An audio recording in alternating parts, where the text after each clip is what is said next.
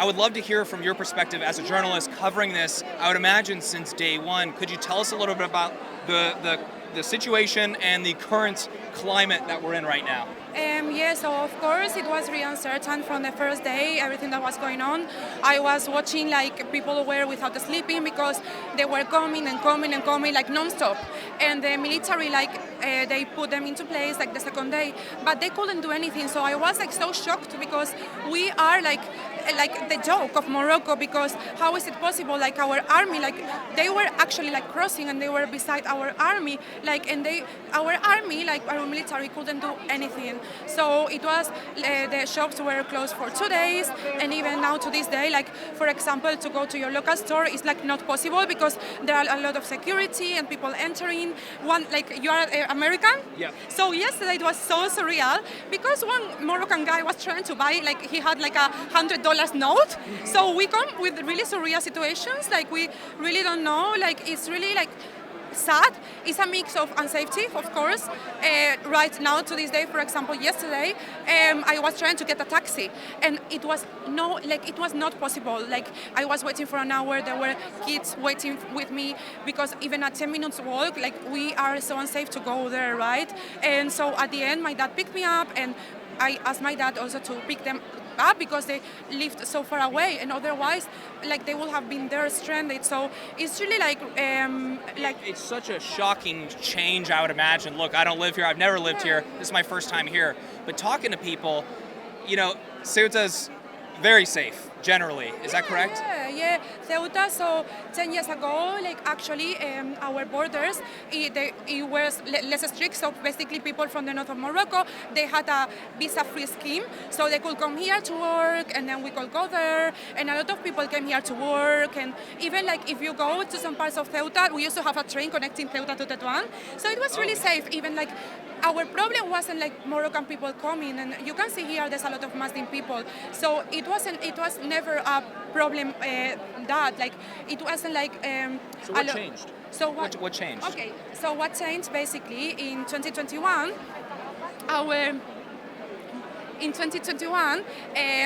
We, during COVID, we treated a Sahrawi Polisario. And what is a Sahrawi Polisario? Is someone fighting for the independence of the Western Sahara.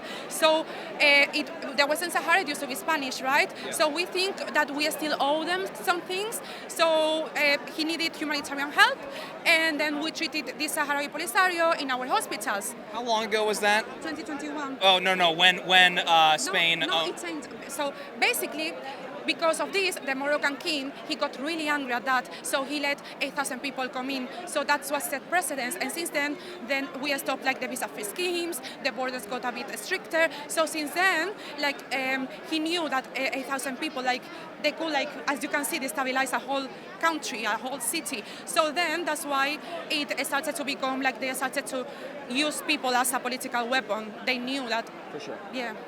And I'm so curious, I mean, if there's a history of this, of basically waves of migrants being used as a political weapon, if there's a history of this, why the sudden surprise? If everyone knew about it over in Morocco, why did Spain not know about it? Or, let's say Pedro Sanchez, like why would he not know about that? Actually, the CNI, they are saying that CNI actually warned them, and here our local president, Juan Vivas, actually was calling Pedro Sanchez, and he was saying like there's a lot of people coming. Like I'm seeing like there's more, like one day is 300, the other 400, so it wasn't all in 2 days. It was like people were coming, but actually they weren't picking up. They weren't listening to like our president. So that's why like they know, but they are really scared of the Moroccan king. There's something going on that they are really scared. And also Europe, Spain, they have given them hundreds and hundreds of millions of euros to Morocco to protect the borders. So that's why were a lot of people saying like what Spain is not protecting is because the European Union is paying Morocco for that. So much money. So we should be protected, but of course, since this happened, it's a question of should we still fund the Morocco or should we actually defend like invest more money in our national defense. I would imagine you've been talking to people all over town. Specifically, I'm curious about like women, children. I keep hearing they're staying inside, they're not going out. And I even hear it in the parks. Usually there's women, there's children, they're staying inside because there's uncertainty. They don't know who these people are. What have you heard, and do you have any, like, what is your experience in that when it comes to the women and children with all of this going on? I'm so curious. It's really unsafe. So, for example, for me, just to take a taxi took me 1 hour.